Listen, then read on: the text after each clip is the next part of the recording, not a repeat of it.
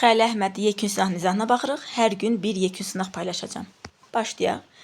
Müharibələr arasında ortaq cəhət Yunan Əhəməni müharibələri, Roma Karfagen müharibəsi. Eradan əvvəl 5-ci əsrdə baş verməsi Yunan Əhəmənilərə aid, amma Karfagenə aid deyil. Siciliya, Sardiniya, Korsika adaları uğrunda. Bu ancaq Pun müharibəsinə aiddir. Qalib tərəflərin Aralıq dənizi sahilində güclənməsi bəri. Hər ikisi 5-ci əsrdə Yunanistan, 2-ci əsrdə isə Roma Aralıq dənizində hakim dövlətə çevrilmişdir. Biri olacaq C variantı. Xronoloji ardıcılığı müəyyən edin. Ağ qoyunların Qara dənizə çıxış əldə etməsi 1453 Uzun Həsən bəyliyin başına gələndə.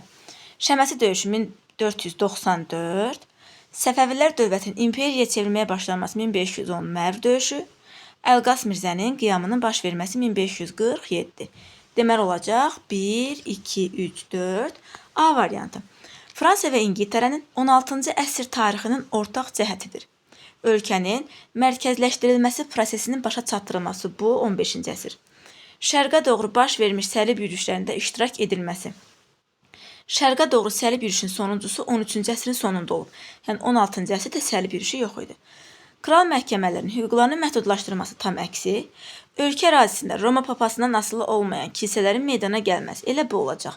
İngiltərədə Anglikan, Fransada Kalvinizm. Birinci Dünya müharibəsi nəticələrindəndir. Avropada yeni dövlətlərin meydana gəlməsi elə bu olacaq. Hamısına baxaq. İngiltərənin Misrə müstəqillik verməsi xeyr. Almaniyanın 4 işğal zonasına bölünməsi bu 2-ci Dünya müharibəsi nəticəsindəndir. Soyuq müharibə dövrünün başlaması bu da 2-ci Dünya müharibəsi nəticəsidir. Rusiyada kommunist rejimli monarxiya son qoyulması. Kommunist rejimli monarxiya son qoyulmadı. Rusiyada Romanovların hakimiyyətinə son qoyuldu. Yəni hələ kommunist heç hakimiyyətə gəlməmiş Dünya müharibəsində. Şah İsmailin qalib gəldiyi ilk döyüş, Şah İsmail deyirsə şərri götürə bilmərik, cabanını götürə bilmərik, olacaq Almabulağı 1503, Mərv döyüşü 1510-da olmaz. Yeni daş dövrü, qədim daş dövründən fərqli olaraq, yəni neolit dövrü, paleolitdən fərqli olaraq. Ağıllı insanlar mövcud idi. Bu paleolit dövründə var. Yəni üst paleolit dövründə Homo sapiens yaranmışdı, bütün mərhələlərdə də var idi. Olmaz. Duluzçuluq əşyaları müxtəlif rənglərə boyanırdı. Rənglərə boyanma, duluzçuluq əşyalarının rənglərə boyanması Orta Tunc dövründədir.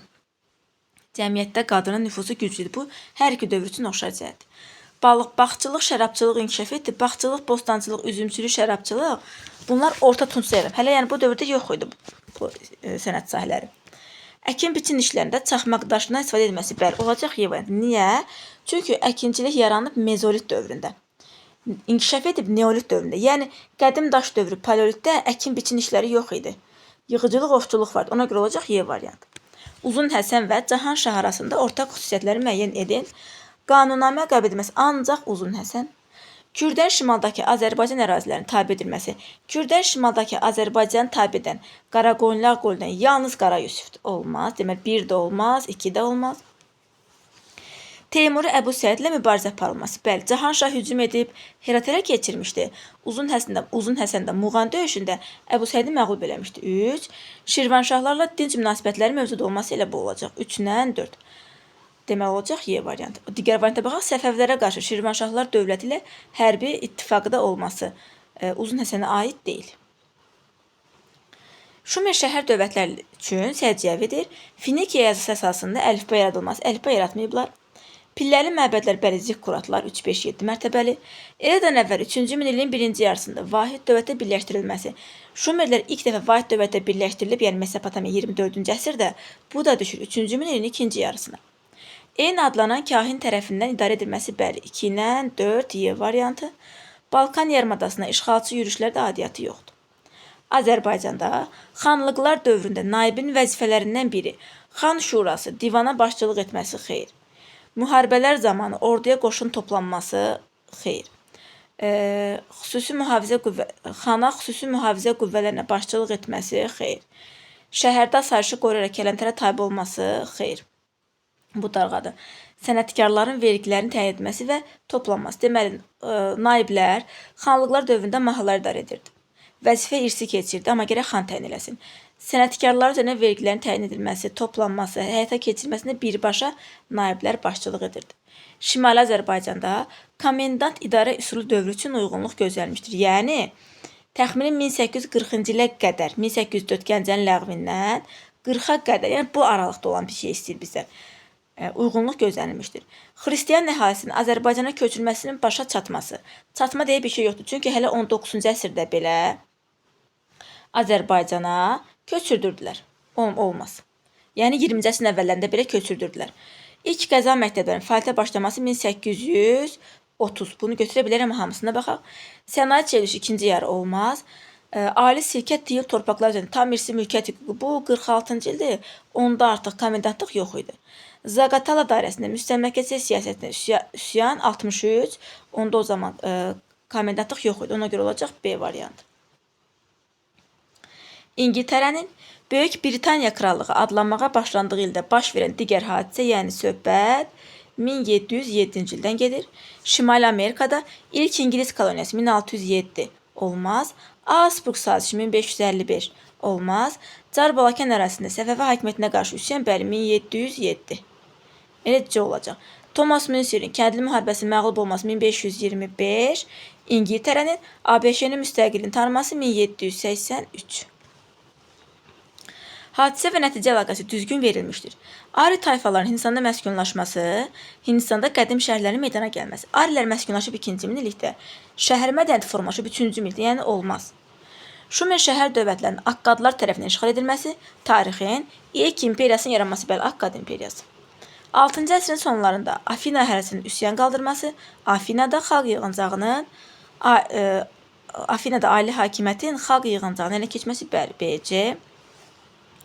395-ci Roma imperiyasının iki hissəyə parçalanması, Vizantinin Konstantinopol adlandırılması. Vizanti 330-cu ildə Konstantin paytaxtı Vizantiyə köçürəndən sonra Vizanti adlandırılmışdı, Konstantinopol, yəni olmaz. Xan sülaləsinin hakimiyyətə gəlməsi, Çində mərkəzləşdirilmiş idarə sistemi əsasının qoyulması, bu Sinin hakimiyyətə gəlməsidir, yəni 221-ci ildə. Ona görə olacaq B ilə C, Y variantı. Xəritədə İşarələnmiş dövlətlərin 20-ci əsrin 50-ci illər, yəni 1950-ci illər tarixinə aid oxşar xüsusiyyət. Krım müharibəsində Osmanlıya hərbi yardım, bu 1853-dür, ona görə olmaz. Kommunizmə qarşı mübarizəni aparmaq, elə bu olacaq.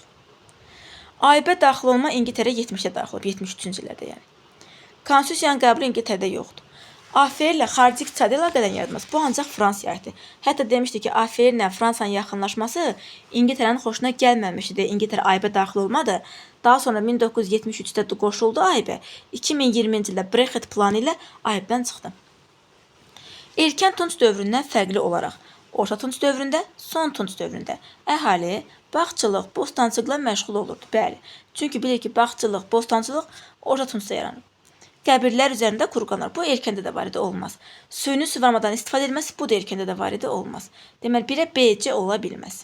1-ə yalnız olacaq A variantı. Son Tunc dövrü. Əkinçilikdə qoşqu heyvanlardan istifadə edilirdi. Bu erkəndə də var idi. Ona görə olmaz. Hərbi iş əsas məşğuliyyətə çevrilmişdi, bəli, elə bu olacaq. İctimai əmək bölgüsü, bu hər üç dövrün üçündə var.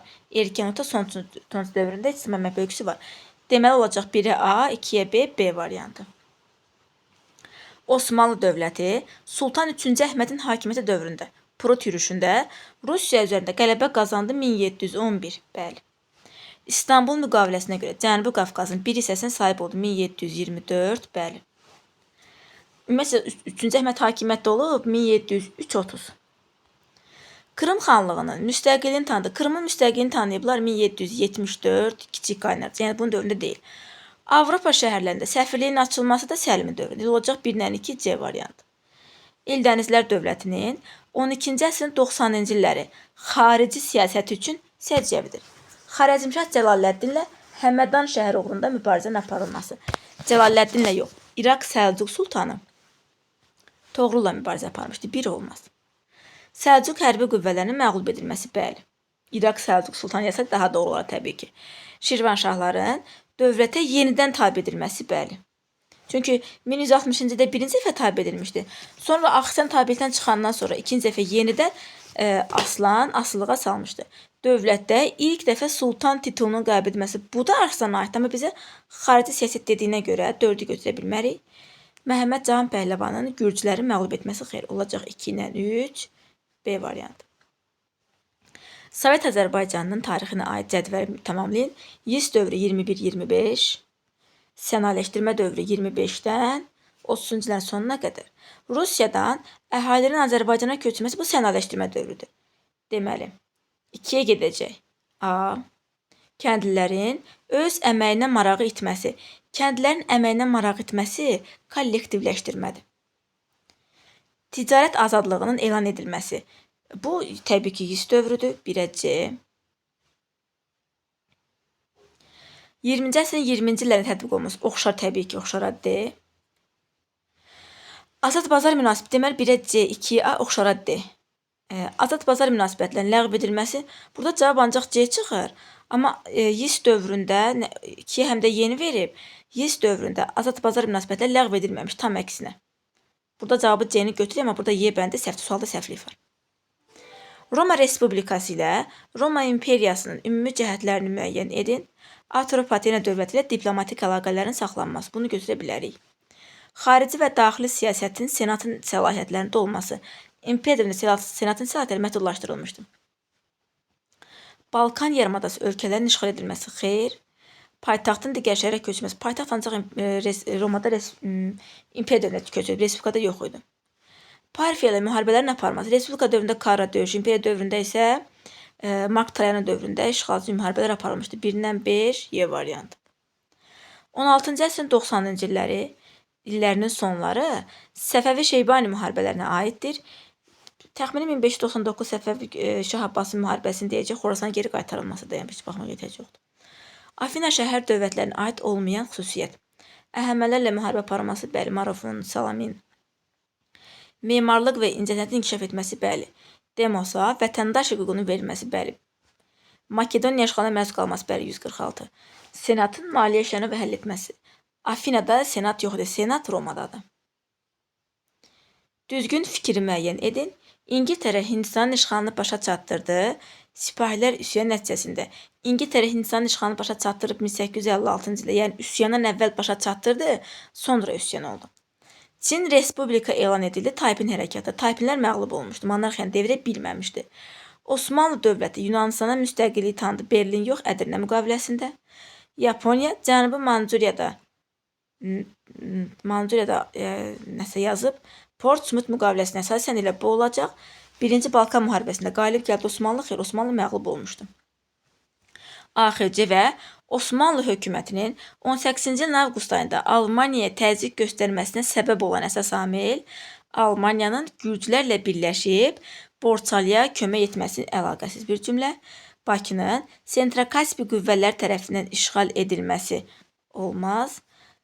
Almaniyanın Azərbaycan nefti ilə bağlı Rusiya ilə müqavilə imzalaması, bəli, avqust ayının 27-sində Almaniya ilə Rusiya müqavilə imzalayır. Almaniya deyir ki, mən biraz neft verin, mən də bunun qarşılığında imkan verməyim Osmanlı Bakını azad eləsin, amma həyata keçmir.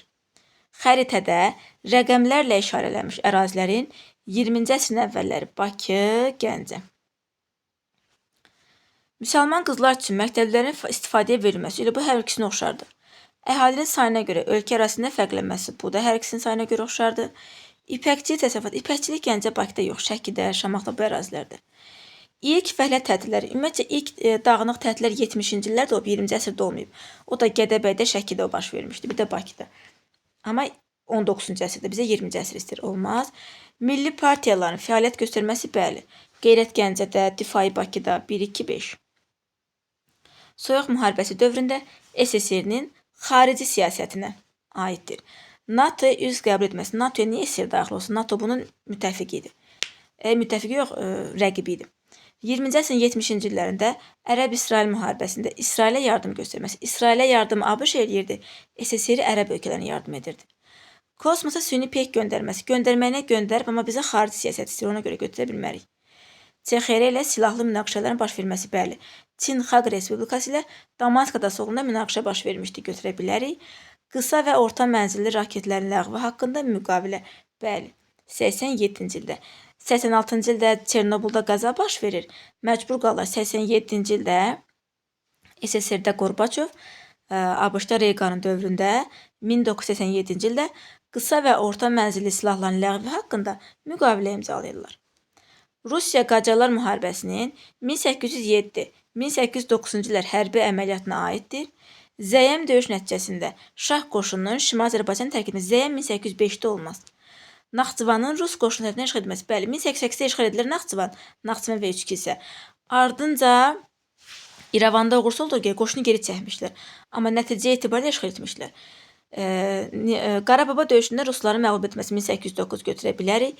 Lənkəran uğrunda döyüşdə, bu da 12-nin sonu 13-ün əvvəllərdə olacaq 2 ilə 3. Xronoloji ardıcıllığı müəyyən edin. Dövlətlərarası münasibətlərdə yumşalma dövrünün başlaması 1924. SSR ilə Yaponiya arasında bir-birinə hücum etməmək haqqında müqavilə 1941-in aprel ayı. Almaniyanın ilk dəfə respublika edilməsi 1918-ci ilin noyabr ayı. İkinci Dünya müharibəsində ikinci cəbhənin açılması 1944. Deməli olacaq 3, 1, 2, 4. 3, 1, 2, 4. Ərəb xilafəti və Eldənizlər dövləti arasında ortaq cəhətlərdəndir. Monqol hücumlarına qarşı mübarizə aparılması. Bəli, ərəblərin də varlığına monqollar son qoyur. Eldənizdə 1220-22-də monqolların yürüşünə məruz qalıb. 1. İqtisad torpaq sahibinin mövcud olması hər ikisi üçün oxşar cəhətdir. Xarici müdaxilə nəticəsində varlığına son qoyulması. Bunu da götürək. Ərəblərin varlığına monqollar, Eldənizlərin varlığına Cəlaləddin son qoyub. 1, 2, 3. Qalibiyyətli müharibələr nəticəsində meydana gəlməsi. Qalibiyyətli müharibə nəticəsində meydana gəlmək deməkdir. Yəni, dövlət yaranmamışdan əvvəl bir çox döyüşlər olur. Hansısa bir dövlətin varlığına son qoyulur, o zaman qalibiyyətli müharibə olur. Amma bunlar heç biri qalibiyyətli müharibələr nəticəsində meydana gəlməmişdir. Şirvanşahlar dövlətinə hücumların edilməsi. Bu, Ərəb xilafətinə aid deyil. Olacaq 1, 2, 3, elə 1, 2, 3.